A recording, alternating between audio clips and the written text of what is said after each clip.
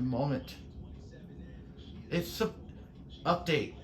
Update. This is supposed to be released on 2027. Confirmed. It's been confirmed. No, 2027. 2027.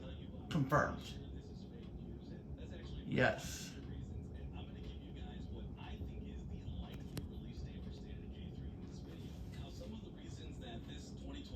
Thing doesn't make sense. One, this game actually got announced with that reveal trailer in 2020. They accidentally did it. So now I'm gonna capture it.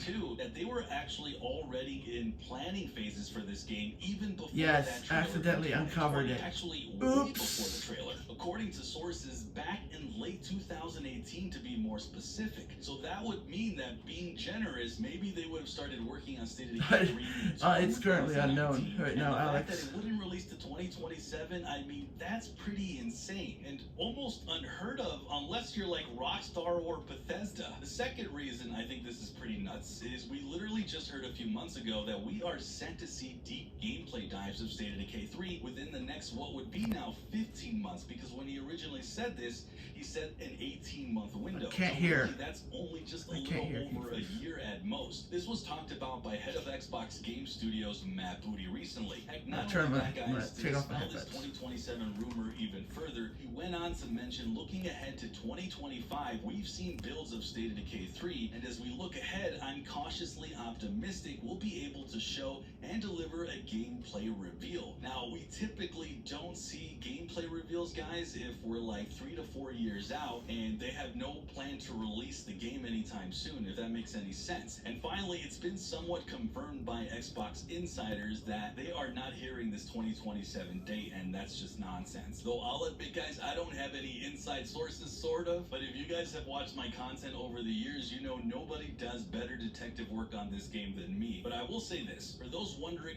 why this game is actually taking as long as it is since they debuted a trailer back in 2020, there's actually a lot of reasons for this. One, they are really expanding on multiplayer quite a bit. I've talked in depth about this like nuts. Evidence after evidence I've showcased. We are not going to be seeing kind of like that current half-baked multiplayer that we have now. This is going to get a lot more dynamic. Heck, even in a current job listing literally posted at the time of this video, Undead Labs is searching for a senior gameplay engineer, and it has at the very top of the responsibilities addressing core loop moment-to-moment gameplay, including a networked multiplayer development. And then further down the same job listing, under the preferred qualifications, it says experience with a multiplayer game development. Now, what I actually think is going on, guys, is we have two set of teams at Undead Labs. One working on the core game that we are used to playing today in State of Decay 1 and 2, that kind of like sandbox NPC community-driven game. And the second team, what I think they're working on is set to be like this mysterious but in-depth multiplayer. And I say mysterious because we don't know anything other than it's just going to be a more expansive multiplayer. I won't bore you anymore, guys, with any more on the multiplayer stuff, but just check out my latest video. I really break it down in full. Not only that, but developers recently stressed on how Undead Labs has not only grown into a much bigger team from their humble beginnings as an indie studio, but now into a full-fledged AAA studio, and how that has affected people's expectations. Take a listen to a recent quote from Jeffrey Card, a game designer on State of Decay 3. Yeah, so Coalition is drawing comparisons between the gap, with the gap between State of Decay 1 and 2. And, I mean, I would expect our gap to be a little bit bigger, because we are taking an even bigger sort of step up in sort of the scale of project that it is. Number of people working on that kind of thing. Things go slow the bigger you go. State of Decay 1 was a very small, scrappy team. State of Decay 2 was a mid-sized team. And so like as we keep sort of escalating our ambitions, things take a while, and it's hard to sort of learn how to how to handle each new scale of thing that you do. Makes you think about, like, you have to think about your culture, your studio culture, in a totally different way, and you have to make decisions in different ways. And it can be, it's just a challenge to each new project. Is not just like, oh, we'll just do the same thing you did last time, only slightly better. Like, people actually get disappointed if that's what you do. People expect a certain amount of sort of like escalation from a game series, especially when you're spanning generations of hardware. And so it's a challenge. And I think we probably would be happier if we'd managed to do this faster too.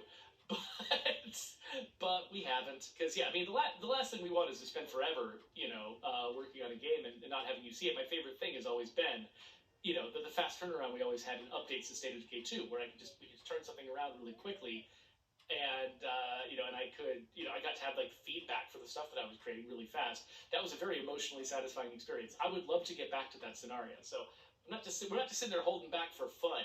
We really, we're eager to get to the point where we can share this stuff with you. So as you can see, this is just a bigger project than this team has ever undertaken. And they've never handled the game of this scale and ambition. It's not even just the multiplayer aspects that are getting huge and expansive, but there's evidence of single player stuff we've never really seen from a type of game like this. Like when I uncovered the relationship system. Now I did uncover that, what is a few years ago now. It's possible they didn't keep up with it, but from all accounts, guys, they are really trying to make this the absolute very best post-apocalyptic game we have ever seen. It is really that ambitious, backed by Microsoft with AAA quality. So I think we just now have to be patient. Now finally, I want to touch on when I do think this game's actually coming. From what I'm hearing, the goal seems to be that at the very least, we're potentially going to see a gameplay reveal at the next Xbox showcase. So that would mean an updated trailer almost 4+ years later from that reveal trailer in 2020. And that does actually fall in line with Matt Booty and his 18-month window. At that point, I would actually expect the trailer to potentially give us an idea for the actual release date. At least that's the hope.